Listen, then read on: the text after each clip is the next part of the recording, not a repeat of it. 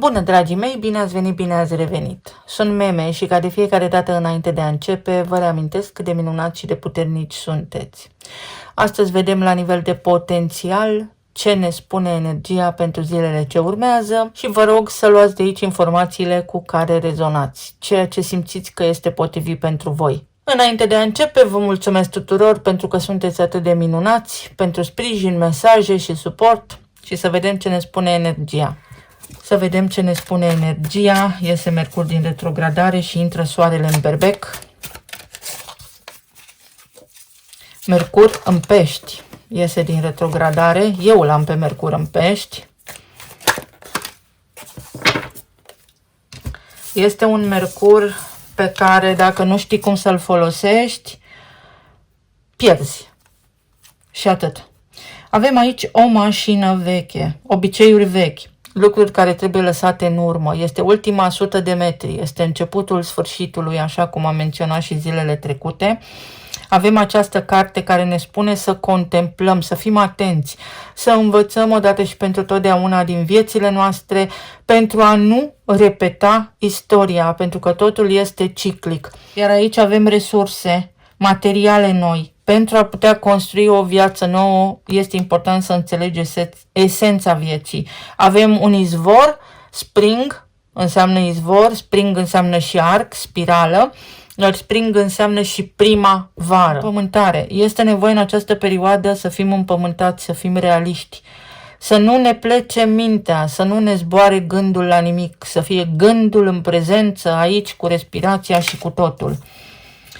În altă ordine de idei, s-ar putea unii dintre voi să doriți să faceți niște lucruri, dar care nu se mai pot face pentru că sunt vechi, pentru că fac parte din vechea voastră identitate, din vechea voastră lume.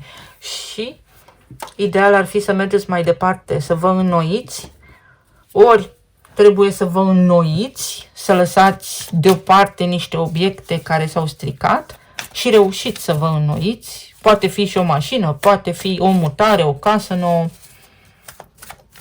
un aparat electrocasnic, un telefon și așa mai departe, sau poate fi vorba despre o nouă etapă în relații, o nouă versiune de a ta, o nouă identitate.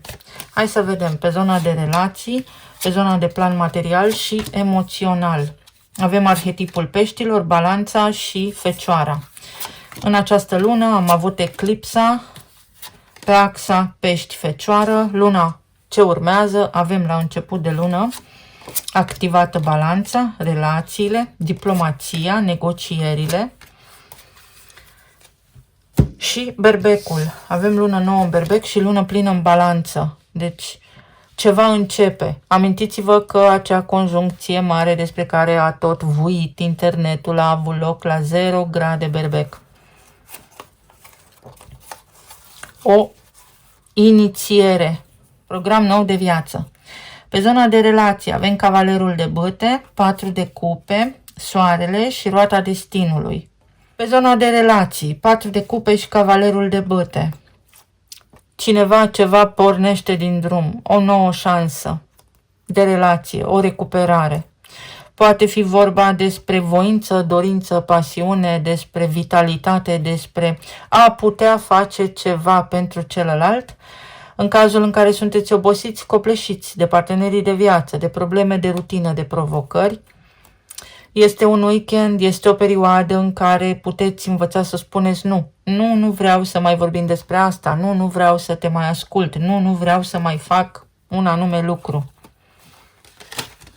Deși aici, uite, energia mai degrabă ne indică în perioada ce urmează sau un weekend, voie bună, ieșim din rutină, ieșim din casă sau ideal ar fi să ieșiți din casă, să faceți o plimbare, să faceți ceva ce nu ați face în mod normal. Câțiva pași în afara casei vor face extrem de bine relației. Pentru alții dintre voi poate fi o revedere, poate fi ideea că cineva care nu v-ați mai văzut de mult timp apare acum, reapare în viața voastră. Turnul. Deodată, o surpriză. 10 de spade. Regele de spade. Și 3 de cupe. Un eveniment care te-a șocat anterior își găsește acum finalitatea. Este o perioadă în care ești scos din casă sau ești scos din rutină. Poate fi vorba aici despre o persoană care ți-a creat diverse provocări sau pur și simplu o persoană care te provoacă cumva. Ai tu o stare de disconfort, ceva ce nu-ți convine, iar persoana respectivă este în viața ta pentru a te ajuta să-ți schimbi identitatea. Să înțelegi că tu nu ești cine crezi că ești, pentru a putea evolua. De ce? Pentru că dacă înțelegem mai mulți oameni, mai multe informații, cu cât mai complexe, cu atât mai bine, putem schimba și realitatea comună în care trăim. Sunt aici situații de genul, nu ieșim în oraș, nu facem nimic, dormim, ne odihnim, pentru că suntem obosiți, care acum se pot transforma în hai să mergem în oraș, hai să râdem, hai să vorbim, hai să ne distrăm, hai să facem anumite lucruri, iar asta înseamnă voie bună, înseamnă zile cu soare în relație, zile cu bucurie în relație sau pur și simplu în sfârșit comunicați cu cineva, o persoană care a fost rece, tăioasă anterior sau părea detașată, neimplicată, dintr-o dată vă surprinde și nu vă așteptați. Când credeați că nu se mai poate face nimic, apare surpriza. Pe zona de plan material avem și aici 10 de spade, 9 de monede și 5 de monede. Foarte interesantă energia pe zona planului material. S-ar putea să fie nevoie să cheltuiți niște bani în această perioadă, însă îi puteți cheltui liniștiți sau nu vă îngrijorați pentru că vă regenerați. Pornește acest robinet. Reapar oportunități, reapar colaborări, veți vedea că vă recuperați. Banii investiți, banii cheltuiți. Pentru unii dintre voi s-ar putea să fie ceva discuții în casă despre modul în care contribuiți la cheltuielile din familie sau pot apărea niște cheltuieli neplanificate. Energia vă spune că modul în care faceți lucrurile acum este unul extrem de important și că dacă le faceți bine, calculat și nu sunteți impulsivi, vă recuperați. Regele de spade. Ăsta este Uranus din Gemeni, care spune următorul lucru. Intră în Gemeni în aprilie pe 25, dacă nu mă înșel. Am apucat să mă uit așa din zbor astăzi, în timp ce mai făceam și altceva. 25 este numărul contractului colectiv, este 7, Matrixul, programul, tehnologia, eu așa îi spun, poate ea se numește altfel, în care suntem cumva captați. Iar la nivel de plan material aici, în această perioadă, ni se spune în felul următor. Cu ce faci acum nu va mai merge pentru mult timp. Pot fi 4 ani, 6 ani, 8 ani în care lucrurile vor apărea sau vor fi completamente diferite față de momentul în care asculți această înregistrare. Ce faci în acest sens? Pentru că poți fi stabil, dar a venit momentul să înveți niște lucruri, a venit momentul să te adaptezi, a venit momentul să te actualizezi, a venit momentul să înveți ceva nou. Alții dintre voi aveți de recuperat niște bani, o datorie, nu vă mai bazați pe încredere, vorbiți sincer, cereți-vă dreptul înapoi, banii înapoi. Pentru alții dintre voi s-ar putea să fie niște ședințe, niște proiecte care până acum nu v-au mers bine. Nu v-au mers bine pentru că a fost Mercur în retrogradare. De acum înainte veți vedea că lucrurile se cern mai ușor, sunt mai clare. Toată lumea va fi mai aliniată, mai pe aceeași lungime de undă. Atenție la afaceri, la lucruri pe care vreți să le faceți, că s-ar putea să fie nevoie să investiți mai mult ca de obicei sau să nu pierdeți niște bani. Și Regina de Spade, fantastic. Pentru unii dintre voi în această perioadă este important să învățați să spuneți nu. Pentru alții dintre voi să fiți aliniați cu ceea ce gândiți, pentru că una gândiți și alta faceți. Dacă simțiți că ceva nu merge bine, începeți în paralel, în loc să vă stresați pentru lucrurile care nu funcționează, să învățați cum să faceți lucrurile să funcționeze mai bine. Dar aici avem vărsătorul, aici avem tehnologie, rețele mari de oameni, informație, foarte multă informație. Și pentru că tot vă vorbeam despre faptul că fenomenele acestea, din punctul meu de vedere, din punctul meu de vedere, nu sunt naturale. Fiecare este liber să creadă ce vrea, nu toți studiem același lucru, nu toți avem aceeași experiență și nici aceeași viziune despre viață. Când Uranus va intra în Gemeni, ne va termina puțin psihic. De ce?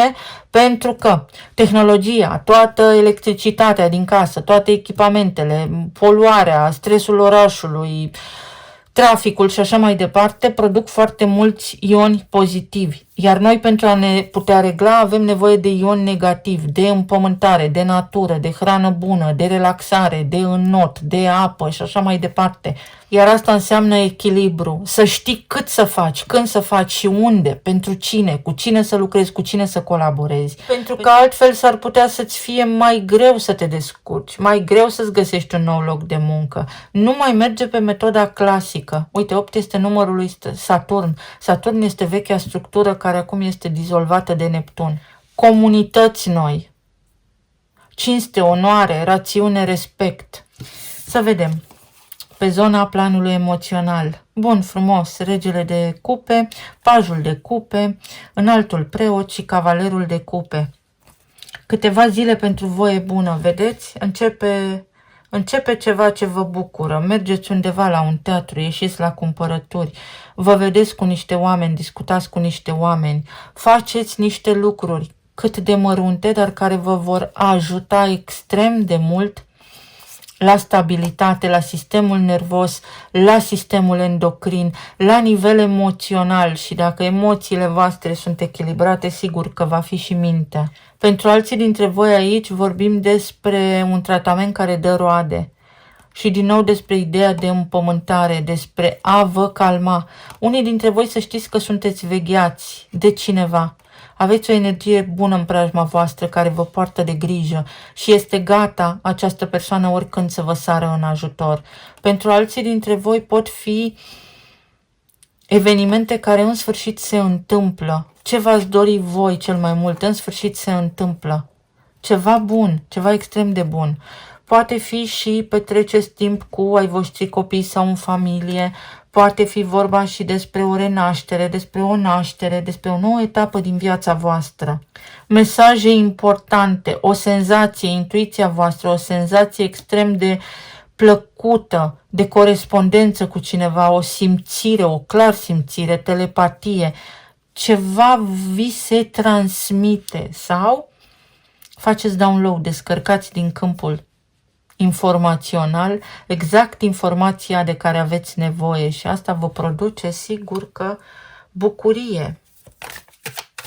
Pentru unii dintre voi este o certitudine, o garanție, se confirmă faptul că unei persoane îi pasă de voi. 8 de spade, 10 de spade și respirați ușurați. Veți vedea că trece perioada aceasta. Trece.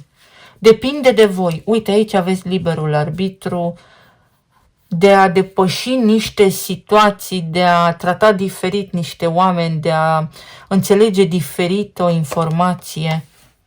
4 de bâte. Orice s-ar întâmpla, trece. A trecut. Ce este val? Cavalul trece.